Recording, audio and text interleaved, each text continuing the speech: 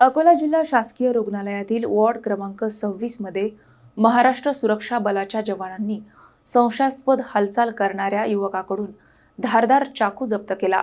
युवकाला पुढील कारवाईसाठी सिटी कोतवाली पोलिसांच्या ताब्यात देण्यात आले। अकोला जिल्हा शासकीय रुग्णालय व वैद्यकीय महाविद्यालयातील संवेदनशील मानल्या जाणाऱ्या वॉर्ड क्रमांक 26 मध्ये महाराष्ट्र सुरक्षा बलाच्या जवानांनी सतर्कता दाखवत संभाव्य अप्रिय घटना टाळली।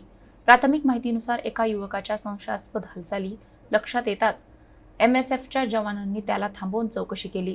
त्यानंतर झडती घेतली असता त्याच्या कमरेजवळ धारदार चाकू आढळून आला। संबंधित युवक जखमी मित्र किंवा नातेवाईकाला भेटण्यासाठी रुग्णालयात आल्याचे सांगितले जात आहे। घटनेनंतर त्याला तात्काळ सिटी कोतवाली पोलिसांच्या ताब्यात देण्यात आले असून पुढील तपास सुरू आहे। युवक चाकू घेऊन रुग्णालयात कोणत्या उद्देशाने आला होता याचा शोध पोलीस घेत आहेत। MSF जवानांच्या वेळेवर केलेल्या कारवाईमुळे कोणतीही अनुचित घटना घडली नाही आणि त्यांच्या सतर्कतेचे सर्वत्र कौतुक होत आहे। वार्ड नंबर 26 हा अतिशय संवेदनशील असा वार्ड आहे, कारण तिथे जे जखमी असतात गुन्ह्यातले अशी लोक ऍडमिट होतात, तर तिथे एक रुग्ण चाकू लागलेला निखिल खर्डे नावाचा ऍडमिट होता।